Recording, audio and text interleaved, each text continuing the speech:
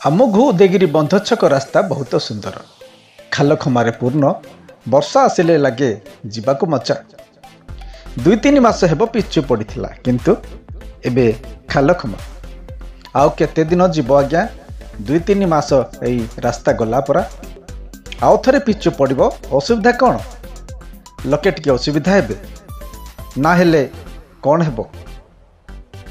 ଉଦୟଗିରି ସହର ବା ଅତି ପୁରାତନ ବିଜ୍ଞାପିତ ସହର, ଯାହା ଦିଶେ ଅତି ସୁନ୍ଦର। ଏଠାରେ ସୁନ୍ଦର ରାସ୍ତା ନ ରହିଲେ କେମିତି ହେବ?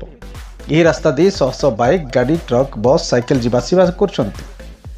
ଅନେକ ସମୟରେ ଏହି ସୁନ୍ଦର ରାସ୍ତାରେ ଦୁର୍ଘଟଣା ଘଟୁଛି, ଟ୍ରାଫିକ୍ ଜାମ୍ ମଧ୍ୟ ହେଉଛି।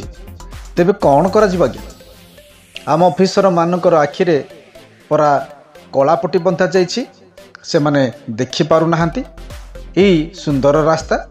ଥରେ ଦୁର୍ଘଟଣାରେ କେହି ଯଦି ଆହତ ହେଲେ ଆଖିର ସେ କଳାପଟି ଖୋଲାଯିବ, ଆଉ ସେମାନେ ଭଲରେ ଦେଖିବେ। ତାକୁ ଅପେକ୍ଷା କରିବାକୁ ପଡ଼ିବ। ଫିରୋଜ ଆଜ୍ଞା, ଟିକେ କୁହନ୍ତୁ।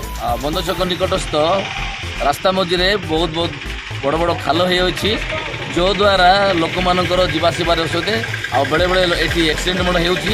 ତେଣୁକରି ବିଭାଗୀୟ ଯନ୍ତ୍ରୀଙ୍କୁ ଅନୁରୋଧ କରୁଛୁ କି ଏହାର ମରାମତି ତୁରନ୍ତ କରନ୍ତୁ।